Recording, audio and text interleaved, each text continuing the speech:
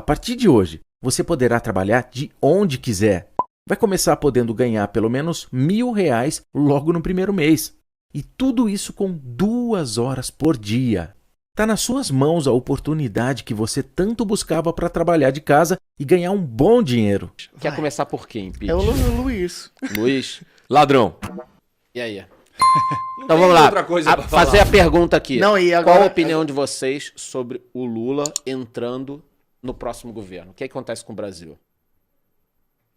Climão, hein? Caralho. Cara, projeto de poder, formação de quadrilha, roubar o brasileiro, enganar o brasileiro, MOL 71, propagandinha bonitinha, família feliz e o povo morrendo na rua de frio enquanto ele tá casando, bebendo vinho e passando a lua de mel com a Janja. Cada um passa a lua de mel como quiser, cada um casa como Contanto quiser. que tenha ganho aquele dinheiro. Contanto que tenha trabalhado para aquilo. Contanto que esteja se preocupando com a população. É isso que eu acho sobre esse cara. Se esse cara assume o poder no Brasil, a gente tá lascado. Nós é muda pra projeto onde? de poder. Vocês acham Pode que é ir. nível Chama Argentina? Mercadante, chama Vocês acham que é Palocci. nível Argentina? Mas de- com certeza, desarma a população, chama todo mundo aqui, ó, vamos lá, agora é nós, entendeu? Eu ando nos corredores do Congresso e vejo, os caras do PT estão tudo tupetudo. É assim que falava lá, né? Sabe que esgalo tupetudo assim, ó. Tudo oriçado, que vão ganhar e vão assumir o poder e vão tomar o Brasil de assalto, Fudeu. cara. Não podemos deixar isso acontecer. Essa é a minha opinião sobre esse cidadão. E aí? Vai. Tem uma frase que eu gosto que é assim: a Venezuela achou que não podia virar Cuba, virou. A Argentina achou que não podia virar Venezuela, virou. E o Brasil, se achar que não pode virar Argentina, Vai virar. pode virar. Então tem que estar vigilante sempre. Daí, o que o Pote falou é isso. Algumas pessoas podem falar assim: ah, mas porque no período do Lula caiu a pobreza, caiu a desigualdade, não sei o quê. Vai lá no Google, quem está assistindo a gente, coloca lá. Vai. A década perdida. A década perdida. Vai sair um documento da PUC-Rio com o Vinícius Carrasco, que é o economista lá da PUC-Rio, e o João Pinho de Mello, que era da diretoria do Banco Central lá, que é professor do INSPER. E o que eles fazem nesses estudos é mostrar que a pobreza de fato caiu, a desigualdade caiu, mas era um movimento mundial que A estava... China crescendo 14%. Exato. A pobreza estava caindo no mundo inteiro. A desigualdade estava caindo no mundo inteiro. O mundo inteiro estava crescendo. E ele vai além. Ele fala, caiu, mas pior, a gente fez a lição de casa pior do que os outros países. Se você tivesse um governo que reformasse, que fizesse essas coisas, ia ter caído mais ainda. Então ele fala, não foi tão mérito. Se você tivesse qualquer pessoa lá que não fizesse muita besteira, ia acontecer a mesma coisa. Então, que foi o período dos 3 Cs. Crédito, commodity e consumo. Que foi o que... Commodity voando. Eu ia né? falar canalice. Não, Pode ser também. Commodity tá Commodity China voando. crescendo muito. Commodity dispara porque eles consomem muito. Que o Brasil é um dos maiores exportadores. Então vai lá, os termos de troca melhora muito pro Brasil. A balança comercial ficou muito boa, entrou muito dólar. Dólar caiu. Aí fez algumas coisas no mercado de crédito, as pessoas consumiram muito mais porque tinha crédito mais barato. E aí o Brasil cresceu. Então foi crescimento baseado aí nos 3 Cs. Quem usa esse termo é o grande Luiz Stuberger, né? O Stuba, o abraço, Stuba. pra Então, você.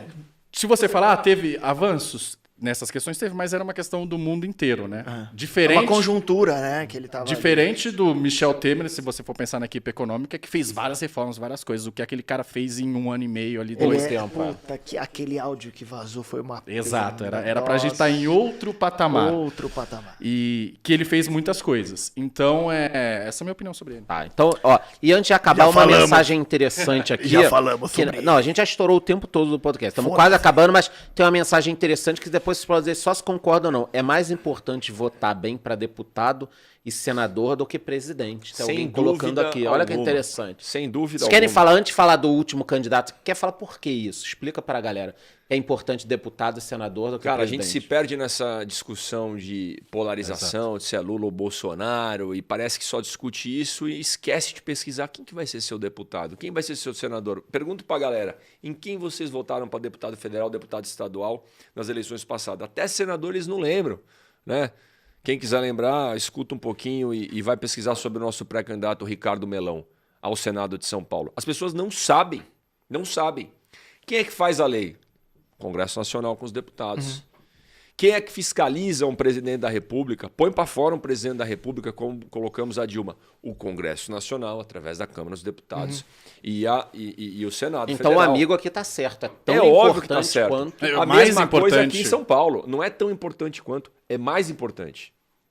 É mais importante isso, porque não adianta, enquanto você pode pôr quem for, quem você acha que é o melhor presidente do planeta, enquanto você tiver um Congresso votando a favor de 5,7 bilhões de fundo eleitoral, não vai adiantar. Enquanto você tiver um Congresso proibindo ser cobrada a bagagem, não vai adiantar. Então, são eles que vão colocar nas pautas lá, vão votar sim ou se não. E quando você tiver o Congresso fisiológico, não adianta, pode pôr quem for, que assim, o impacto vai ser muito menor. Agora, se você tem um Congresso que vota a favor da Previdência, que foi o que aconteceu, a favor da reforma trabalhista, se não tivesse esses caras lá, não teria sido aprovado nada. Imagina se você tivesse um Congresso só, como você tinha um tempo atrás, que não ia querer fazer reforma trabalhista, que não ia querer privatizar, que não ia querer fazer reforma da Previdência, que não quer fazer reforma tributária, que não quer fazer reforma administrativa. Então, são esses caras que vão votar. Então, precisa de um Congresso com pessoas com essa cabeça. E pra encerrar... Agora, fala aí. E agora? vamos falar Você vai ou você vai? Ô Jair Messias, este presidente Que tá hoje com o Elon Musk, né? que está com Elon Musk, Ah, é? da Tesla. Populista, cara. Populista. Prometeu muita coisa e não entregou. E eu pergunto lá. Botou a reforma da Previdência, eu apoiei. Assinou o marco de startups que eu relatei, muito legal. Marco de saneamento, muito bom. Algumas reformas ali. Cadê a reforma administrativa? Cedeu a pressão do Centrão e não entregou. Prometeu e não entregou. Isso pra mim, cara, populismo de direita é tão ruim quanto populismo de esquerda ou de centro em qualquer lugar. A reforma administrativa, inclusive, o Pete, veio de correio. A reforma administrativa chegou de correio, porque chegou atrasada e faltando peça. Cadê a reforma tributária? Não entregou. Cadê que se correr, meu irmão, pega ladrão lá, o negócio do Centrão? Trocou tudo com o Centrão, botou o Se ministro gritar do pega Centrão. ladrão, não fica o meu irmão. Então ele fez tudo o que ele prometeu que ele não faria. Complicado, né? Chega no final do mandato, um monte de coisa e vou dar dinheiro, aí anuncia que vai privatizar a Petrobras. Eu falei assim, o Saxida, aliás, é um bom cara, eu gosto dele. Sempre me relacionei lá com ele em Brasília, ele apoiou e a gente apoiou as pautas dele. Mas vai mesmo privatizar? Porque a gente fica cabreiro. Prometeu e não entregou, ele deve ter enganado um monte de brasileiro. Me enganou, porque eu votei nele no segundo turno e pedi voto pra ele. Rapaz, eu fiz pior, pedi Bolsodória, né? Caralho. Quem aqui na mesa que pediu Bolsodória? Aí. Eu não, que eu morava no Sul. Mas não entregou. Eu não pedi, Tava Bolsonaro! tomando, Eu não pô. pedi. Bom, a gente já vai cair a live, live. aqui. O falta YouTube menos 5 odeia. minutos. Quer falar alguma coisa? Claro, Um minutinho aí pra... claro. Não, eu tô sempre tentando olhar o país como um todo, porque são 210, 215 milhões de brasileiros. Eu não vou olhar um grupo específico, porque eu faço doutorado, vou olhar só os estudantes. Eu tô olhando 215 milhões de pessoas. Se eu tiver que olhar para um grupo específico, vai ser dos mais pobres, sempre, porque são eles que precisam mais, tá? Então, assim, eu entendo algumas pessoas. Se o cara lá é um fazendeiro e antes no governo do PT o cara podia entrar na fazenda dele e destruir tudo e tomar e você não podia fazer nada. Aí de repente chega um candidato a presidente e fala assim, olha, a propriedade privada é sua, você vai ter direito a arma, você vai poder se defender. Opa, eu entendo esse cara querer votar no Bolsonaro, claro, né? O setor agro, assim, ele quer valorizar, eu entendo, talvez, o cara que tá pensando, só que eu tô pensando tudo. E aí, se a gente olha o Brasil, 14 milhões de desempregados, a Selic saiu de 2 para quanto está? 12,75. 12,75, exatamente. O PIB, a gente está tendo um dos piores desempenhos comparado com os outros países. Existe uma crise, óbvio,